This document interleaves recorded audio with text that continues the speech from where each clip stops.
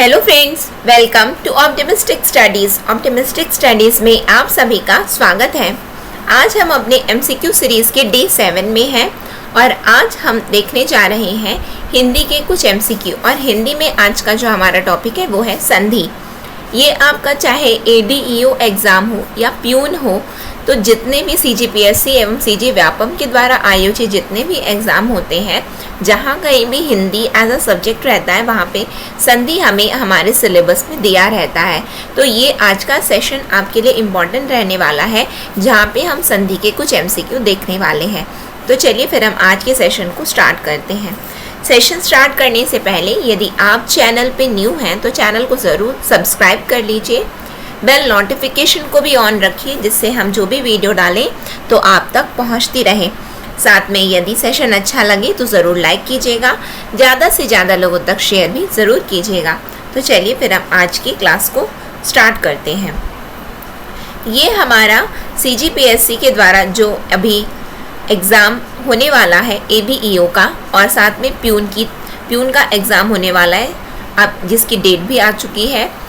Peon का exam CG Vyapam के द्वारा जो आयोजित है, एडीईओ हो गया, हॉस्टल वार्डन हो गया एवं अन्य प्रतियोगी परीक्षाएं हो गई। तो इन सभी के लिए हमारे मोबाइल ऐप में कोर्स चल रहा है। तो यदि आप इच्छुक हैं इन सभी कोर्स के लिए पढ़ाई करने के लिए, एक प्रॉपर वे में किस तरीके से हमें इन कोर्स के लिए पढ़ना है, तो आप हमारे मोबाइल ऐप को डाउनलोड कर सकते हैं। वहाँ पे इन सभी के लिए कोर्स चल रहा है। अधिक जानकारी के लिए आप हमें इस नंबर पर कॉल भी कर सकते हैं, व्हाट्सअप भी कर सकते हैं। आपको जो भी जैसी भी जानकारी चाहिए होगी, आपको इस नंबर पे कॉल करने से एवं व्हाट्सअप करने से आपको प्राप्त हो जाएगी। तो चलिए फिर हम आज के सेशन को स्टार्ट करते हैं, जहां हमें देखना है हिंदी के कुछ एमसीक्यू, जहां पे हमारा टॉपिक है संधि। हमारा फर्स्ट क्वेश्चन है, दो वर्णों के मेल से होने वाले विकार को कहते हैं संधि, समास, उपसर्ग, प्रत्यय। बताइए क्या कहते हैं? दो वर्णों के मेल से होने वाले विकार को क्या कहते हैं? तो दो, जैसे कि हमारा टॉपिक क्या है, संधि है, तो हम क्या देख रहे हैं, संधि की परिभाषा देखेंगे। तो दो वर्णों के मेल से जो विकार उत्पन्न होता है उसे हम संधि कहते हैं। साथ में दो वर्णों, या फिर यदि आपके एग्जाम में आ गया दो वर्णों या ध्वनियों, दो वर्णों या ध्वनियों के मेल से जो विकार उत्पन्न होते हैं उसे हम संधि कहते हैं। क्लियर है आप लोगों को? नेक्स्ट क्वेश्चन में हम आ जाते हैं। नेक्स्ट क्वेश्चन क्या है हमारा, साथ में संधि की कितने प्रकार होते हैं? यदि आपसे एग्जाम में पूछा गया तो संधि के 3 प्रकार होते हैं। कौन कौन से? तो स्वर संधि हो गया, फिर उसके बाद व्यंजन संधि हो गया, और कौन सा संधि हो गया, विसर्ग संधि हो गया। ठीक है, यदि एग्जाम में आता है स्वर संधि के कितने प्रकार होते हैं, तो स्वर संधि के 5 प्रकार होते हैं। कितने प्रकार होते हैं? 5 प्रकार। संधि के 3, स्वर संधि के 5 प्रकार कौन कौन से होते हैं? तो दीर्घ स्वर संधि होता है, और कौन सा स्वर संधि होता है? तो गुण स्वर संधि होता है, और कौन सा होता है? तो वृद्धि स्वर संधि होता है, और कौन सा होता है? तो यण स्वर संधि होता है, और कौन सा है? तो अयादी स्वर संधि होता है। होता है क्या? हाँ बिल्कुल होता है। क्या हम थोड़ा सा इसको पढ़ लें क्या, फिर उसके बाद में हम एमसीक्यू को सॉल्व करें, जिससे हम थोड़ा कॉन्फिडेंस में रहें कि हाँ हमसे सभी प्रश्न बन जाएंगे। यदि हम बात करते हैं फर्स्ट में, सबसे पहले यदि हम बात करें तो दीर्घ स्वर संधि क्या होता है? तो दीर्घ स्वर संधि क्या होता है? बताइए, आप लोग अपने मन में सोचिए कि दीर्घ स्वर संधि क्या होता है। तो दीर्घ स्वर संधि में होता ये है कि यदि प्रथम शब्द के अंत में यदि ह्रस्व आए, या फिर द्वितीय शब्द के प्रारंभ में ह्रस्व आए, तो क्या हो जाता है? तो दीर्घ हो जाता है। यदि प्रथम शब्द के अंत में ह्रस्व आए, यदि द्वितीय शब्द के प्रारंभ में दीर्घ आए, तो क्या हो जाता है? तो दीर्घ हो जाता है। यदि प्रथम शब्द के अंत में दीर्घ आए, यदि द्वितीय शब्द के प्रारंभ में दीर्घ आए, तो क्या हो जाता है? तो दीर्घ हो जाता है। इसका मतलब कुल मिलाकर के होगा क्या? दीर्घ ही हमें उत्तर में मिलता है। तो वो क्या कहलाएगी? वो संधि दीर्घ स्वर संधि कहलाएगी। एग्जाम्पल से हम आगे क्वेश्चन जब सॉल्व करेंगे तो आपको समझ में आएगा, लेकिन ये जो फंडामेंटल, ये बेसिक चीज आपको इतनी पता होनी चाहिए। फिर यदि हम बात करें गुण स्वर संधि क्या होता है, तो गुण स्वर संधि क्या होता है? बताइए, आप लोग बताइए, गुण स्वर संधि क्या होता है? तो गुण स्वर संधि होता है यदि प्रथम शब्द के अंत में अ अथवा आ आए, क्या आए? अ अथवा आ आए एवं द्वितीय शब्द के प्रारंभ में ई अथवा क्या आए, ई अथवा ई आए तो क्या हो जाएगा, तो क्या हो जाता है, ए हो जाता है। यदि प्रथम शब्द के अंत में अ अथवा आ आए एवं द्वितीय शब्द के प्रारंभ में ए अथवा ए आए तो क्या हो जाएगा, तो क्या हो, सॉरी ए अथवा ए नहीं, यहाँ पे मैंने थोड़ा सा गलत लिख दिया। यदि प्रथम शब्द के अंत में अ अथवा आ आए, द्वितीय शब्द के प्रारंभ में ई अथवा ई आए तो ए हो जाता है। फिर उसके बाद दूसरा क्या है हमारा, यदि प्रथम शब्द के अंत में अ अथवा आ आए एवं द्वितीय शब्द के प्रारंभ में उ अथवा उ आए, उ अथवा उ आए तो क्या हो जाता है, तो ओ हो जाता है। क्या हो जाता है, ओ हो जाता है। फिर उसके बाद क्या है, यदि प्रथम शब्द के अंत में अ अथवा आ आए एवं द्वितीय शब्द के प्रारंभ में री आए तो क्या हो जाएगा, अर हो जाता है। क्या हो जाता है, अर हो जाता है। इसी तरीके से री का भी बनता है, यदि प्रथम शब्द के अंत में अ अथवा आ आए एवं द्वितीय शब्द के प्रारंभ में री आए तो अल हो जाता है। ठीक है। फिर उसके बाद यदि हम बात करें वृद्धि की, बात करें वृद्धि स्वर संधि क्या होती है, आइए देख लेते हैं वृद्धि स्वर संधि क्या होती है। वृद्धि स्वर संधि, ये इतनी चीजें ना हम कभी भी संधि आपने बचपन से पढ़ा होगा, ठीक है, तो ये इतनी चीजें हमें ना बिल्कुल पता होनी चाहिए, तब जा करके हम संधि को बहुत आसानी से बना पाते हैं। ठीक है। वृद्धि में क्या होता है, तो वृद्धि में ये होता है यदि प्रथम शब्द के अंत में अ अथवा आ आए एवं द्वितीय शब्द के प्रारंभ में ए अथवा ए आए तो क्या हो जाता है, तो ए हो जाता है। यदि प्रथम शब्द के अंत में अ अथवा आ आए एवं द्वितीय शब्द के प्रारंभ में ओ अथवा ओ आए, ओ अथवा ओ आए तो क्या हो जाता है, तो ओ हो जाता है। क्लियर है। फिर उसके बाद यदि हम बात करें फोर्थ नंबर, फोर्थ में क्या देखेंगे हम, यण स्वर संधि देखेंगे। ठीक है, यण स्वर संधि। अब बताइए यण स्वर संधि क्या होता है, आप लोग बताओ। गुण में और यण में हमेशा कंफ्यूजन रहता है। क्या होता है यण स्वर संधि, तो यण स्वर संधि के लिए हमने क्या पढ़ा है, आपने बचपन से क्या पढ़ा है, यदि प्रथम शब्द के अंत में ई अथवा ई आए, यदि प्रथम शब्द के अंत में ई अथवा ई आए एवं द्वितीय शब्द के प्रारंभ में अ अथवा आ आए तो क्या हो जाता है, तो य हो जाता है। यदि प्रथम शब्द के अंत में उ अथवा उ आए एवं द्वितीय शब्द के प्रारंभ में अ अथवा आ आए तो क्या हो, उ का व हो जाता है। यदि प्रथम शब्द के अंत में क्या आए, यदि प्रथम शब्द के अंत में री आए तो क्या हो जाता है, तो क्या हो जाता है, एवं द्वितीय शब्द के प्रारंभ में अ अथवा आ आए तो री का क्या हो जाता है, री का र हो जाता है, री का र हो जाता है। क्लियर है आप लोगों को।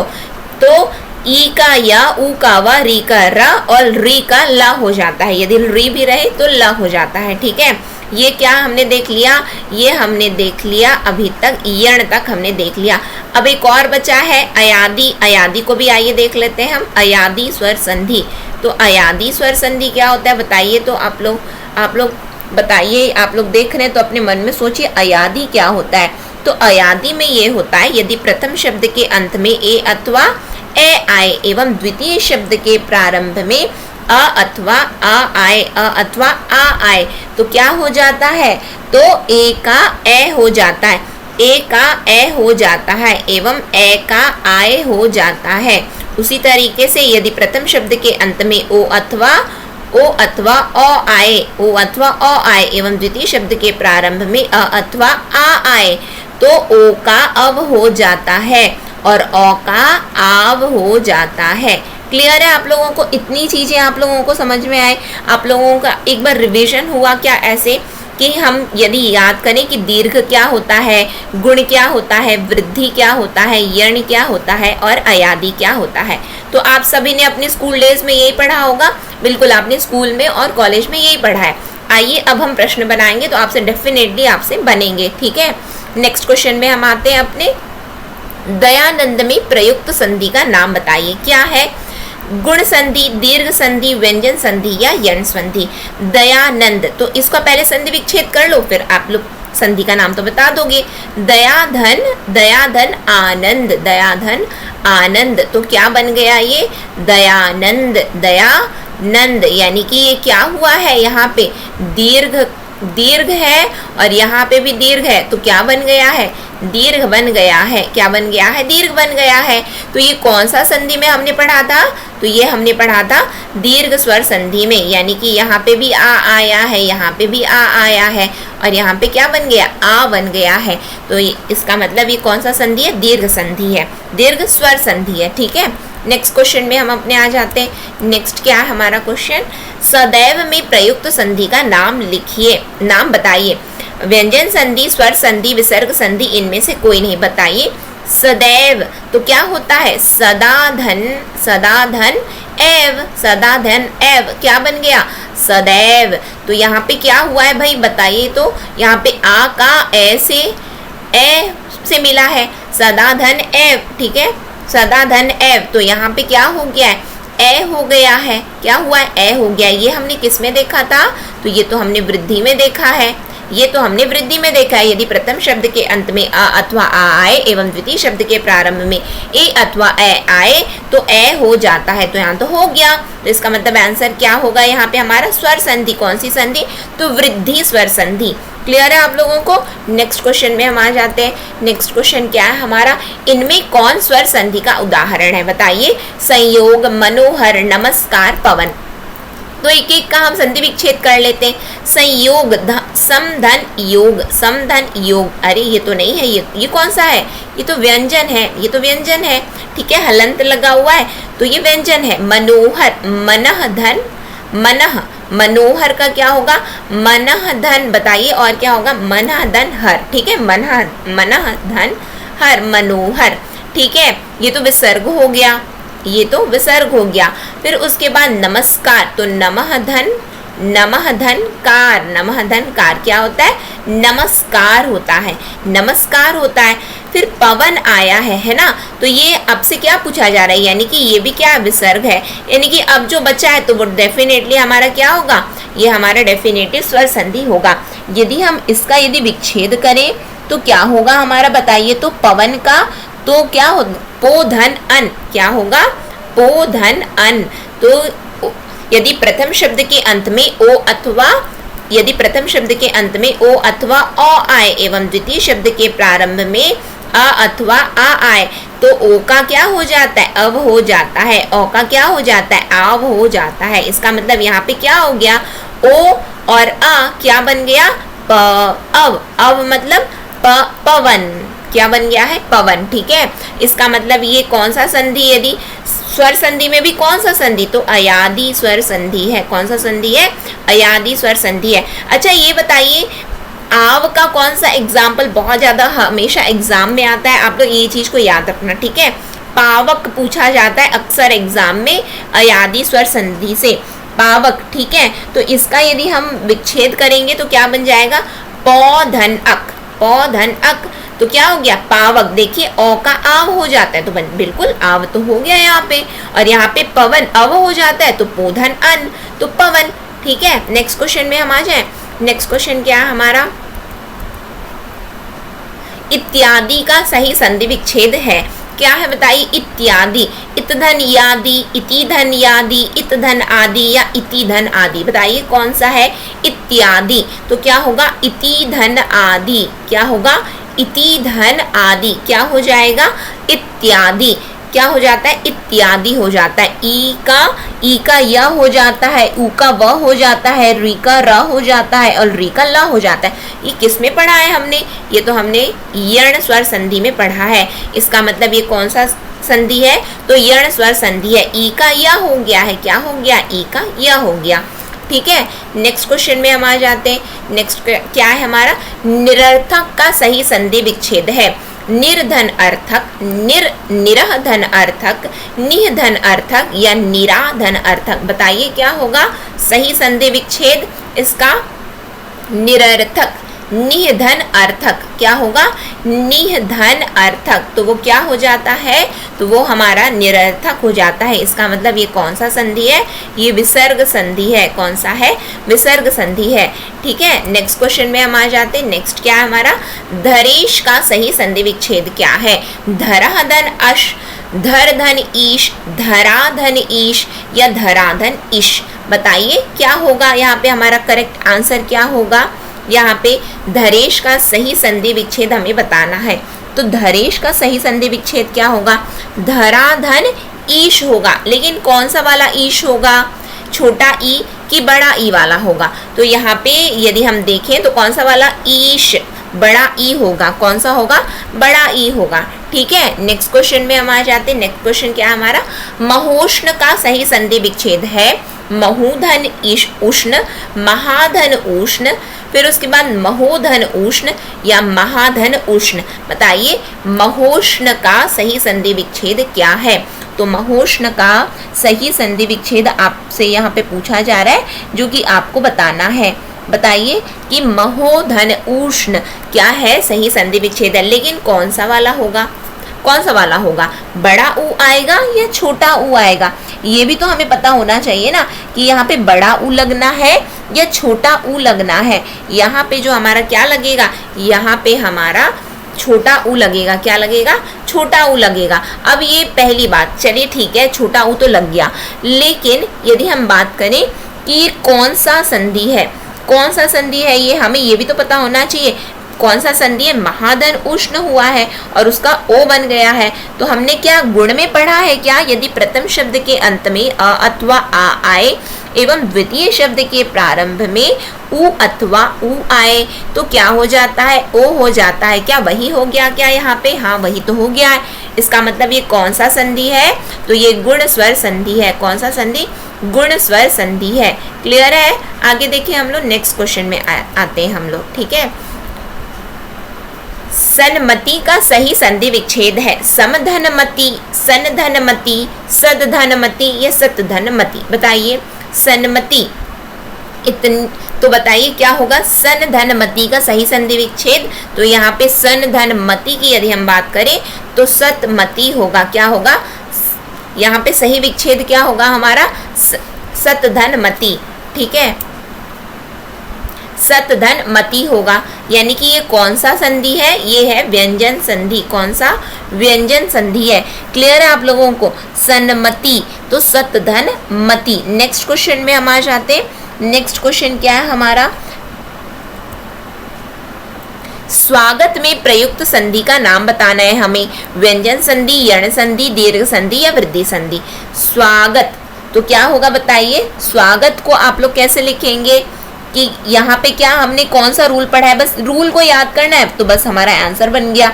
ई का या, ऊ का व, री का रा, री का ला हो जाता है। तो ऊ का व कहाँ पे हुआ है? तो ऊ का व तो हमारा यण स्वर संधि में हुआ है। कहाँ हुआ है? यण स्वर संधि में हुआ है। तो बिल्कुल कौन सा संधि है? ये है हमारा यण स्वर संधि।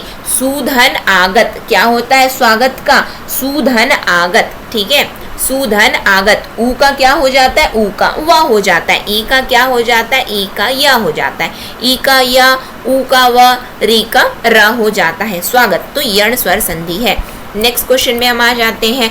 नेक्स्ट क्या हमारा? गायक का सही संधि विच्छेद है गा धन अक, गई धन अक, गे धन यक या गई धन यक। बताइए गायक क्या होगा हमारा सही संधि विच्छेद?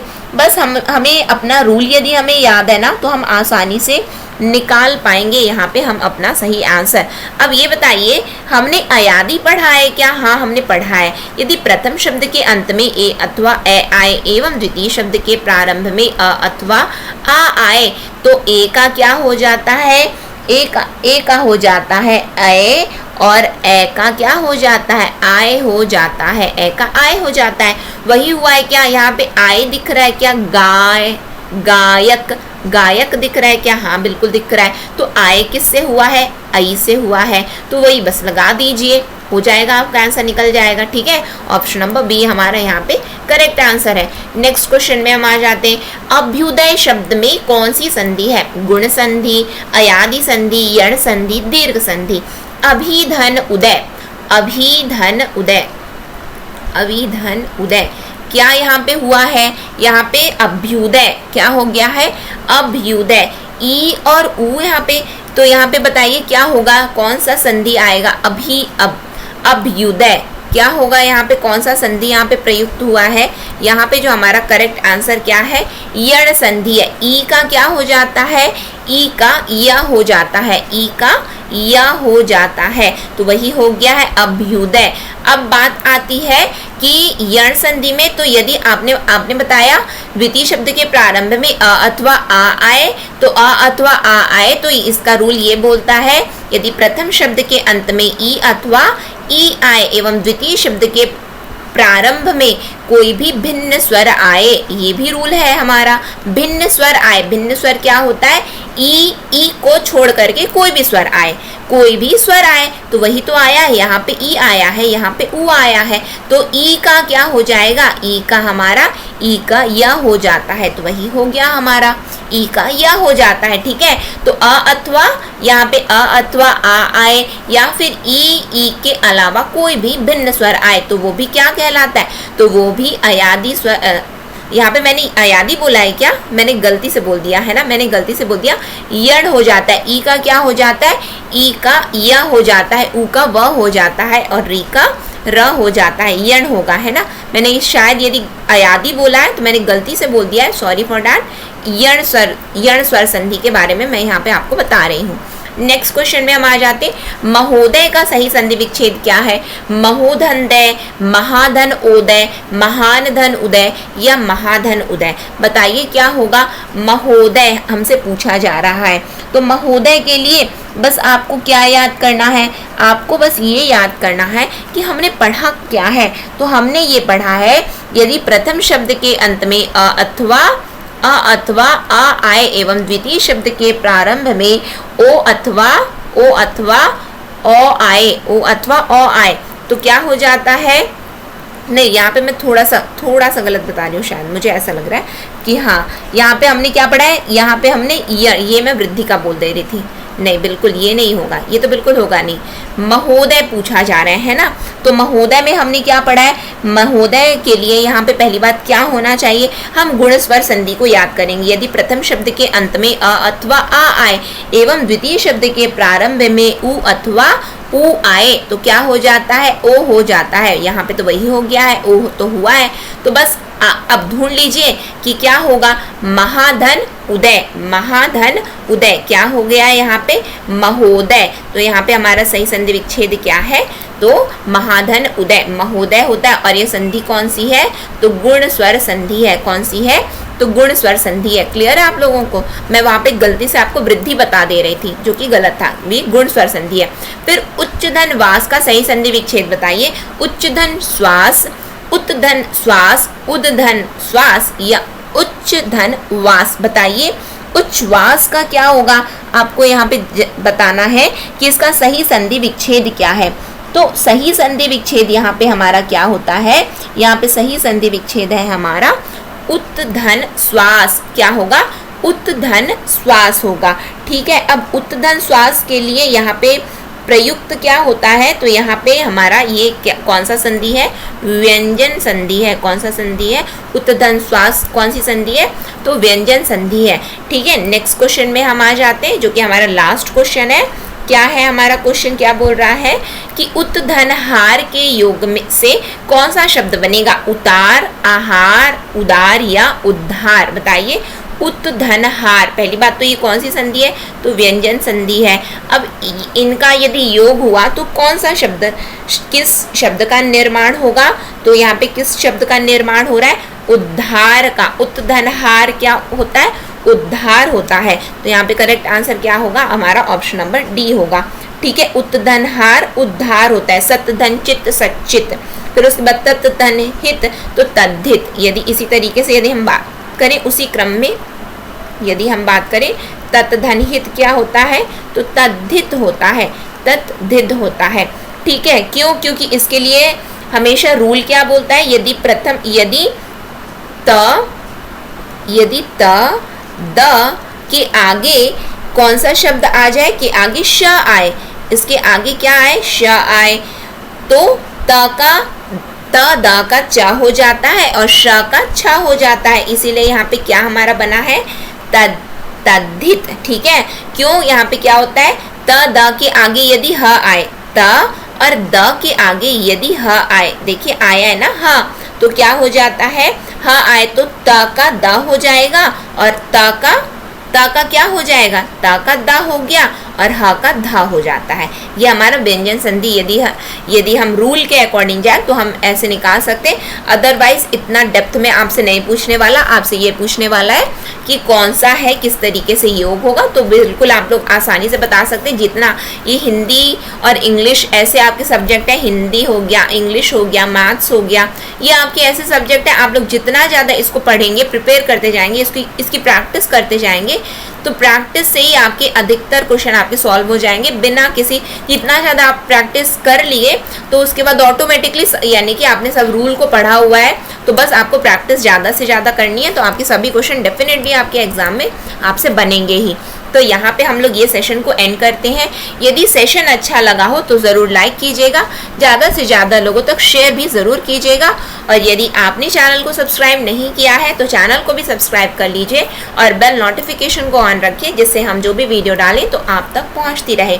नेक्स्ट सेशन में फिर हम मिलेंगे, लेकिन नेक्स्ट सेशन में मिलने से पहले मैं आपको ये बताना चाहूँगी, इसकी फ्री PDF आप हमारे टेलीग्राम चैनल, जिसकी लिंक डिस्क्रिप्शन बॉक्स में है, टेलीग्राम चैनल जिसकी लिंक डिस्क्रिप्शन बॉक्स में है, वहाँ से जा कर के आप इसकी फ्री PDF को डाउनलोड कर सकते हैं, जहाँ पे हम पूरी जो भी PDF है उसको भी वहाँ पे पोस्ट किया जाता है, तो आप टेलीग्राम चैनल से जा कर के इसको डाउनलोड कर सकते हैं। ठीक है, नेक्स्ट सेशन में फिर हम मिलेंगे। नेक्स्ट सेशन तक के लिए optimistic learning. Thank you for the session.